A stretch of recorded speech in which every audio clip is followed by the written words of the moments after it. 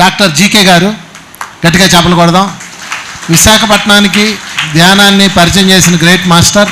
వారి కుటుంబం మొత్తం అప్పాజీ గారి కుటుంబం అంటాం. అప్పాజీ గారి కుటుంబంలో నుంచి వచ్చిన ఆణిముత్యాలు వీళ్ళందరూ. సో వాళ్ళందరూ పేర్లు చదివితే ఇప్పుడు మనకు సమయం సారిపోదు కాబట్టి ఆ కుటుంబాన్ని మొత్తానికి ఒకసారి గట్టిగా చప్పలు కొట్టుకుందాం. సో అందులో డాక్టర్ జీకే గారు వృత్తిరీత్యా డాక్టర్ అయినా కానీ ఆయన స్పిరిచువల్ ట్యాబ్లెట్స్ అనే ఒక కోణాన్ని తయారు చేసి ఎటువంటి మందులు లేకుండా ఆరోగ్యాన్ని నయం చేసుకోవచ్చు అనే కాన్సెప్ట్తో దేశ విదేశాల్లో వారి కాన్సెప్ట్ని తీసుకెళ్లారు. ఎంతో అద్భుతంగా జరుగుతుంది ఆ కార్యక్రమం. వారికి మరొకసారి ధన్యవాదాలు చెప్తూ వారు మాట్లాడవలసింది కోరుచున్నాం. Thank you. బ్రహ్మశ్రీ పితామ పత్రిజీ గారికి, మరి బృందావన్ హెల్పింగ్ హ్యాండ్స్ నుంచి అద్భుతంగా ఈ కార్యక్రమాన్ని స్టార్ట్ చేసిన నవీన్కి, మరి వేదిక మీద ఉన్నటువంటి గ్రాండ్ మాస్టర్స్, వేదిక ముందు ఉన్నటువంటి గ్రాండ్ మాస్టర్స్కి నా ప్రత్యేకించి ఆత్మాభివందనాలు. సో మామూలుగా ఇటువంటి కార్యక్రమం అనేది పిఎస్ఎస్ఎం 18 ఆధార సూత్రాల్లో ఉండదు ఈ కార్యక్రమం. ఎందుకంటే ఆధార సూత్రాలు మనం తయారు చేసుకొని ఇప్పటికి 35 సంవత్సరాలు అయింది. అప్పటికి సమాజంలో తినే తిండి తెలియదు, జీవించే విధానం తెలియదు, ధ్యానం తెలియదు.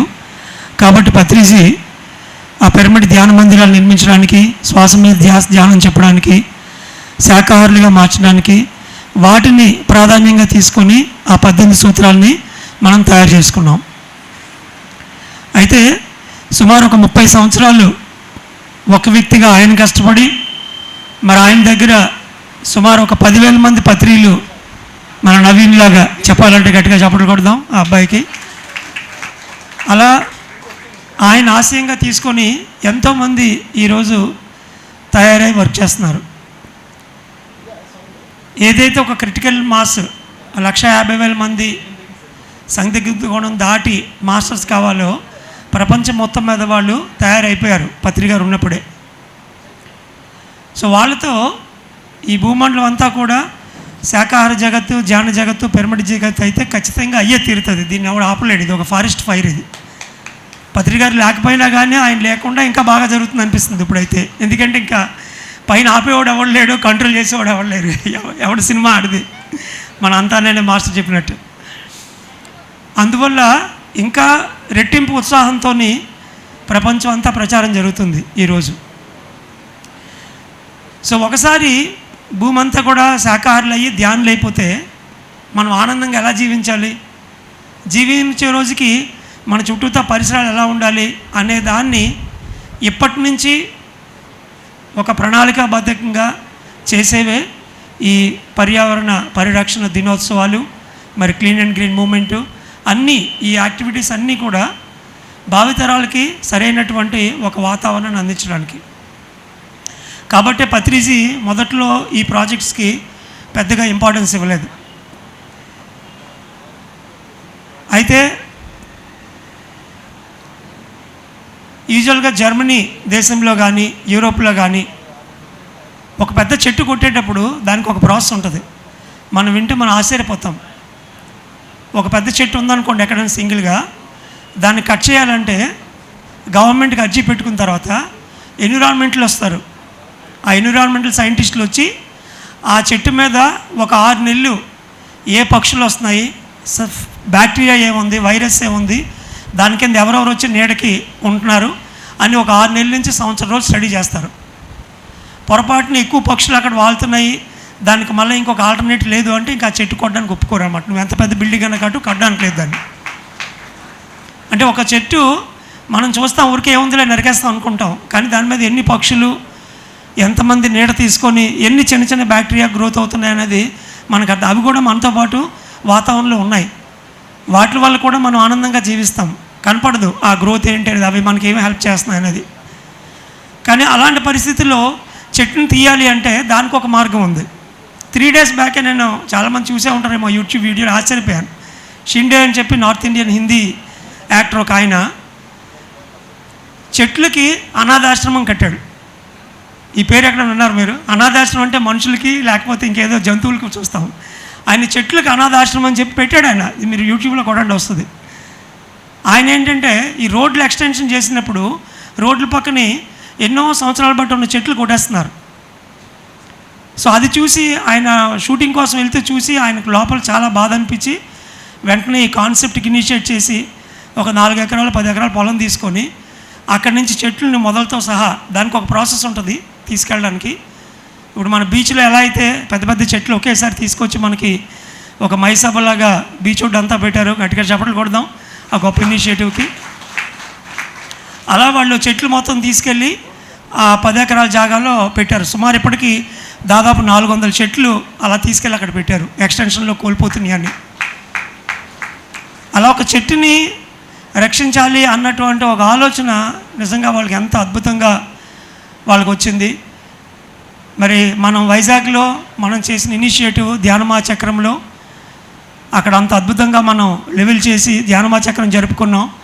అయిపోయిన తర్వాత అది మొత్తం ప్లాంటేషన్ చేసి వాళ్ళకి మళ్ళీ తిరిగి ఇచ్చాం. మనం ఎన్ని వేల మొక్కలు? 25,000 50,000 50,000 మొక్కలు నాటాం. గట్టిగా చప్పట్లు కొట్టండి.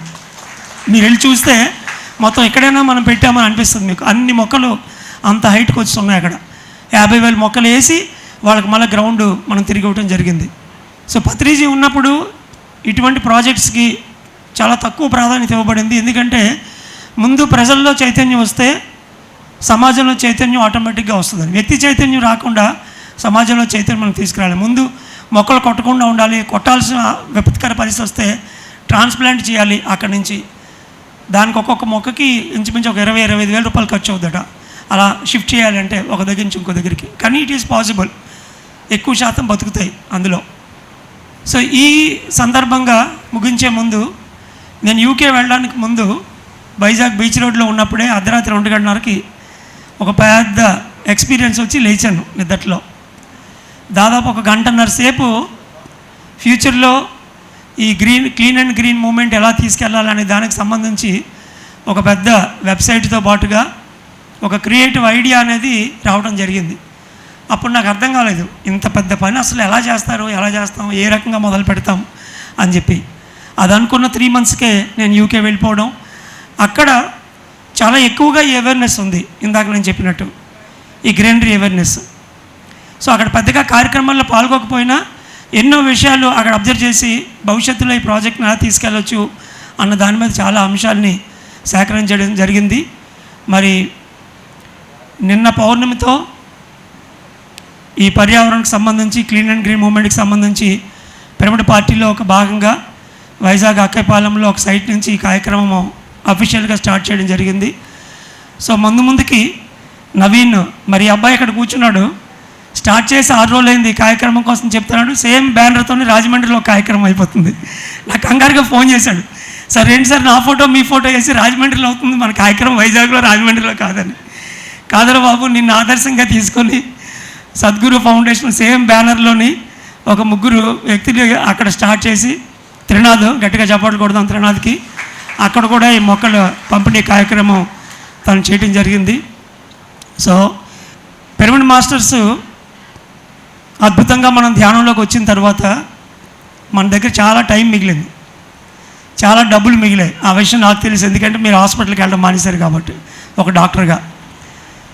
సో ఈ మిగిలిన టైము డబ్బులు ఎక్కడ పెట్టాలి అంటే ఈ పర్యావరణంలో పెట్టాలి. అది చాలా చాలా ఇంపార్టెంట్.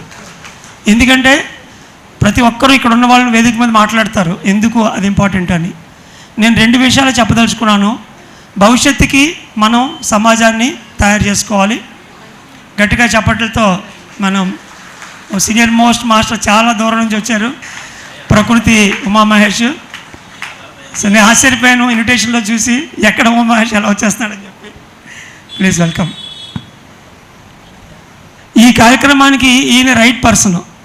ఎందుకంటే ఒక 2 ఎకరాలు కొని పూర్తిగా దాన్ని డిస్టర్బ్ చేయకుండా అందులోనే ఒక అడవిని తయారు చేసి ఆ ప్రకృతిలోనే సైలెంట్ వ్యాలీ అని చెప్పి దాంట్లో ఉంటున్నారు. గట్టిగా చప్పట్లు కొడదాం ఆ సైలెంట్ వ్యాలీకి, ఆయన తీసుకున్న ఇనిషియేటివ్కి, నేచర్కి. సో అందువల్ల 2 విషయాలతో క్లోజ్ చేస్తాను. పిల్లలకి ధ్యాన ప్రచారం లేదు, మన పిల్లలకి గుర్తుపెట్టుకోండి. ఇప్పుడు నేను భద్రిగారితో తిరిగేటప్పటికే నాకు ధ్యాన ప్రచారం లేదు, ఎందుకంటే అన్ని చోట్ల ధ్యానం సాకారం చెప్పేశాడు ఆయన. అందుకని నేను జ్ఞానం పట్టుకొని స్పిరిచువల్ ట్యాబ్లెట్లు తయారు చేయాల్సి వచ్చింది ఆ 2వ స్టెప్ గురించి. అలా ఇప్పుడున్న పిల్లలకైతే 35 సంవత్సరాల్లో మనం తిరగని ప్లేస్ లేదు, ధ్యాన ప్రచారం అంతా పూర్తిగా జరిగింది. కానీ మన పిల్లలకి ఇటువంటి క్లీన్ అండ్ గ్రీన్ ప్రాజెక్ట్ని అలవాటు చేయడం చాలా చాలా గొప్ప విషయం. వాళ్ళకి ఇంట్రెస్ట్ ఉంటుంది కూడా దీని మీద, ఈజీగా అర్థమవుతుంది వాళ్ళకి.